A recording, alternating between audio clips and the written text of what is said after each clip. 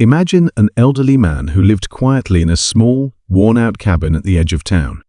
For years, people thought he had nothing, just an old man surviving in silence. Nobody ever visited, nobody ever asked questions.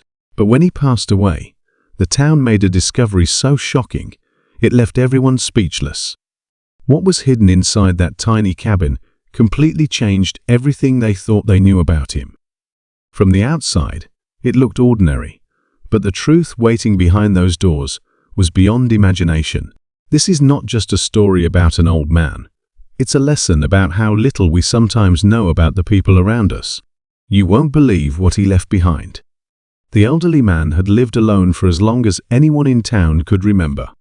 His small wooden cabin sat on the edge of the forest, about a mile past the last stretch of paved road, and for years, people hardly noticed him. Some kids would whisper about him on their way home from school, spinning wild tales about who he might be or what he might be hiding. But to most adults, he was just an old recluse who preferred solitude over socializing.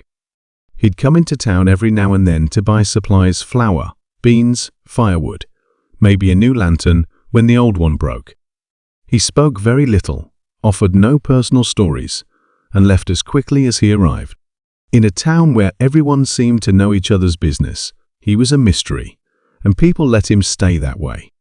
But when he passed away quietly in his sleep, one cold winter night, his secret came to light, and what was uncovered inside that cabin shocked the entire town in a way no one could have ever predicted. People first heard the news from the local sheriff. The man, whose name was Arthur Bennett, hadn't been seen in town for weeks, and a concerned store clerk finally alerted the authorities. When deputies went up to the cabin to check on him, they found him lying peacefully on his bed, as if he had simply drifted off. No foul play, no signs of struggle, just a quiet end to a quiet life. But the cabin he left behind was anything but ordinary. The sheriff's department expected to find the usual things: some old furniture, stacks of firewood, maybe a couple of keepsakes from a man's long and private life. What they found instead was something far more incredible. The cabin was cluttered, yes, but beneath the layers of dust and time were collections of documents, journals, maps, and artifacts that told a story no one in town had ever guessed. Arthur Bennett, the man everyone thought was just a hermit, living out his final years in solitude, had been carrying a secret that connected him to the very heart of the town's history and possibly even its future. Word spread quickly. People who had barely paid attention to him during his life suddenly couldn't stop talking about him after his death. The local paper ran front-page headlines, and neighbors gathered in the diner to speculate about what exactly had been found. Was it treasure? Hidden money? A crime confession? The reality was both stranger and more fascinating than anyone could have guessed.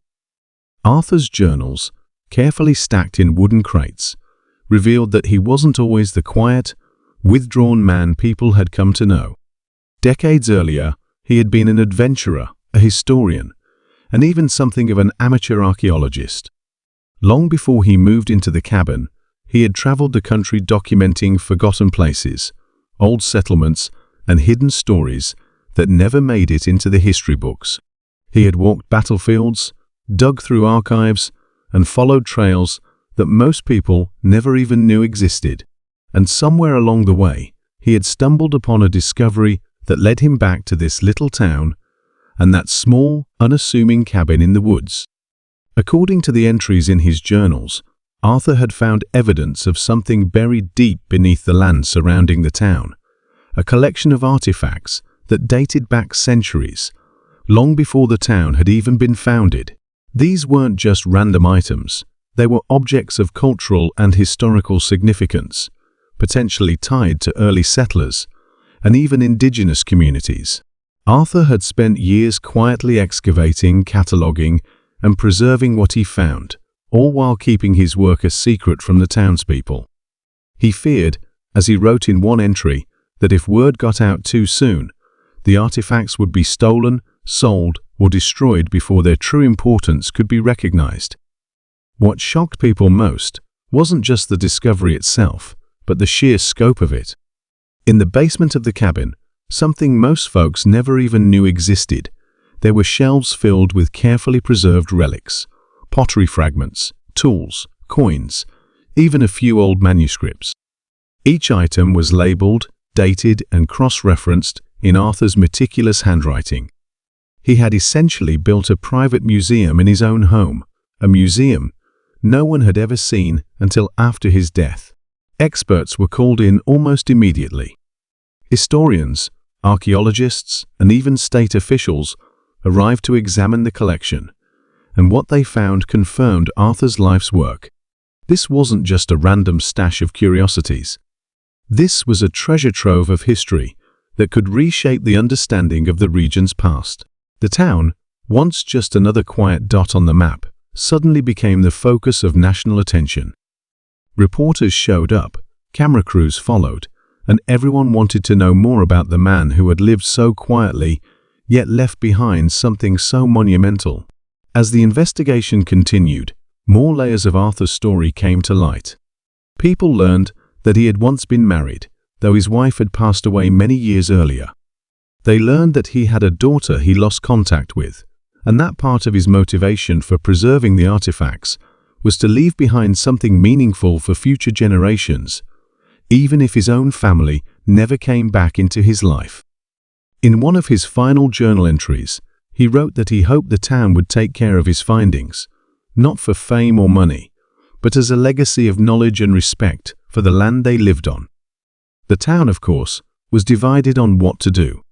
Some people argued that the collection should be turned over to the state or a university for proper study. Others insisted it should stay right there, in the town, as a museum that could bring tourism and recognition. A few skeptics even suggested that Arthur had fabricated parts of the story, though the authenticity of the artifacts quickly silenced most doubts. Still, the debates grew heated because suddenly, this quiet little community was faced with questions about heritage, ownership, and responsibility. For the younger generation, Arthur's discovery became a source of pride and fascination. Students at the local high school started writing essays about him, calling him a real-life Indiana Jones, who had been living among them unnoticed. Teachers used his work to inspire curiosity about history and archaeology. And even the kids who used to joke about the strange old man in the cabin now spoke about him with a kind of reverence. For the older residents, the revelation was more complicated. Many of them felt guilty for having ignored or dismissed Arthur all those years. Some remembered moments when they might have spoken to him but chose not to, brushing him off as nothing more than a loner.